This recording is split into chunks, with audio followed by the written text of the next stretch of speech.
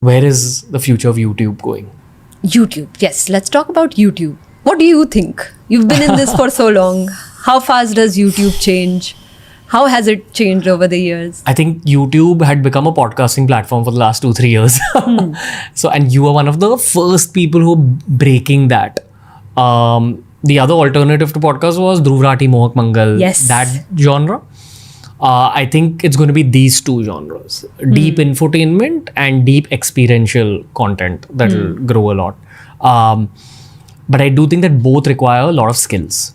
So if someone wants to crack the YouTube game, they're going to have to upskill a lot. Like you need to know writing, you need to know editing, you need to know how to use AI tools efficiently. Too many things at play. So I think it is going to be hard, but for people who are skilled, it's going to be a smooth process if they're willing to put themselves in that position. And I feel ki you need originality now. Like in the podcasting space, we see ki a lot of people copy each other. Because there's that many. That happens to any YouTube space.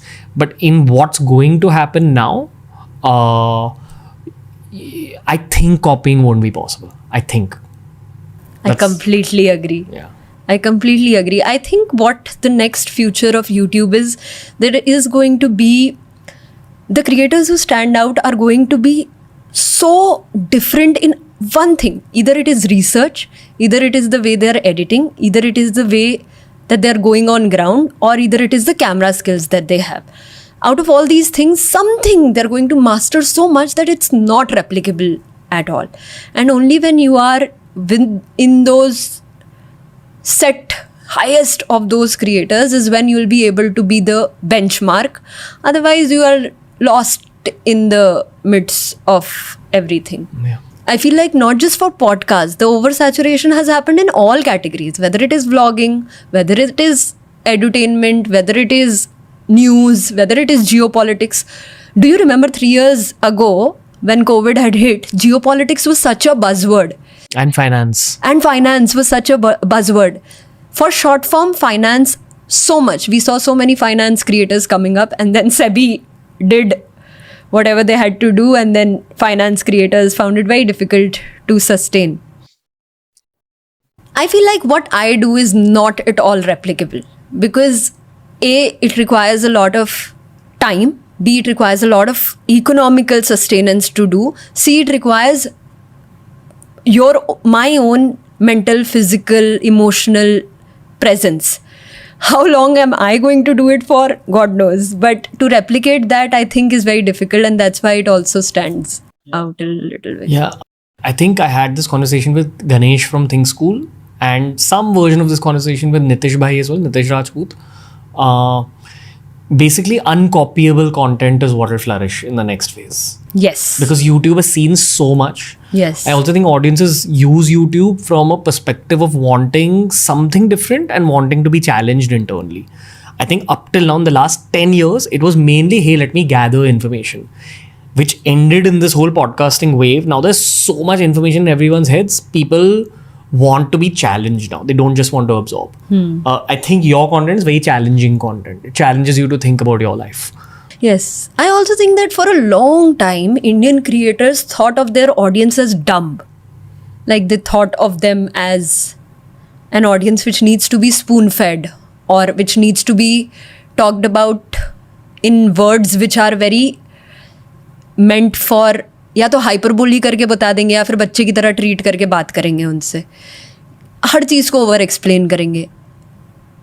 I think our audience is now very smart. Like they know the basics of what is happening in the country. They can get that information from Twitter because Twitter has also become a news platform. They also get that information from Instagram because Instagram has also become a news format. Like they're getting the news very easily from other formats.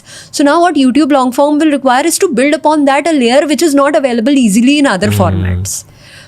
Perspective. Give them something that they can share with their friends afterwards.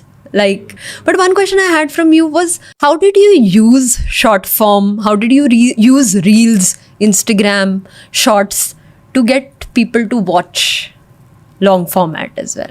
The way I look at short content, each short content piece has to be treated as its own spectacle and you do the best with that. Therefore, that'll get the max algorithmic reach, and then that algorithmic reach maybe translates to your long form.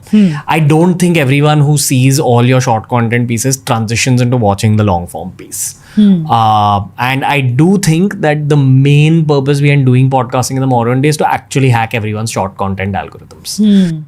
I think podcasting as a skill is very difficult to crack in the long term. People think it's easy, you just sit, but when you put all social media logic into it, it's not.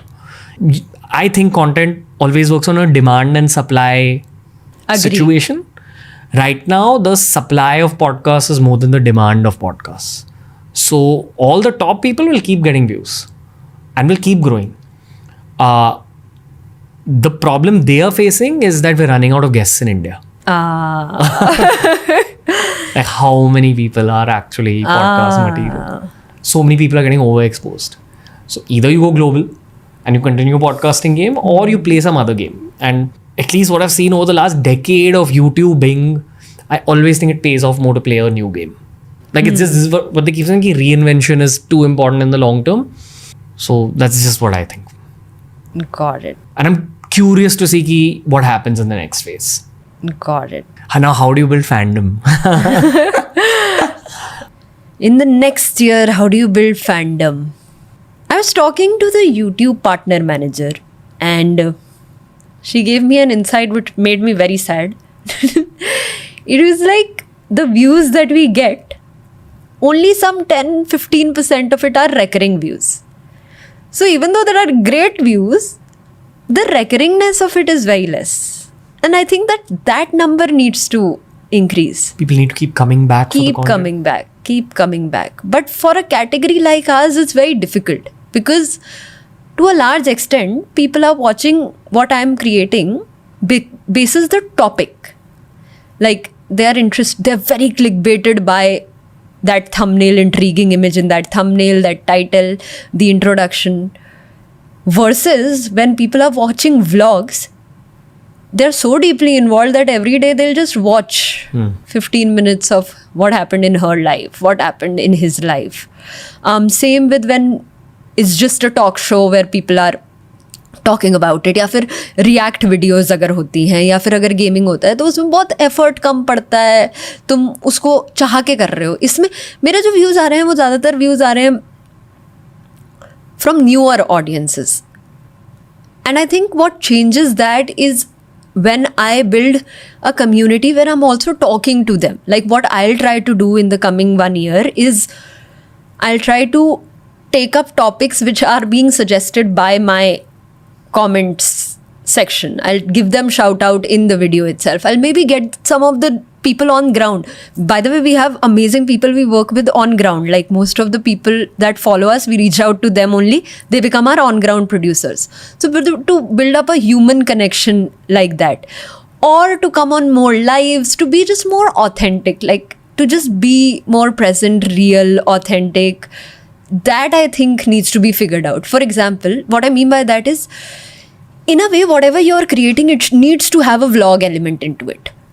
Even like a podcast doesn't have a vlog, like an unscripted, you're not being put into a raw situation which is out of your control. This is a very controlled environment. Like whatever we put out will be edited very properly. Nothing scandalous will happen here. Versus when you go on the ground, things go haywire so much that is where the vlogness of it comes. So you need to bring some rawness, some reality into your content to build fandom, I feel. You think vlogs will survive long term? No. I think vlog style documentaries might survive. Yes. I think that's the new genre. But there's lots of channels which analyze. Yes. So I think this is just our attempt at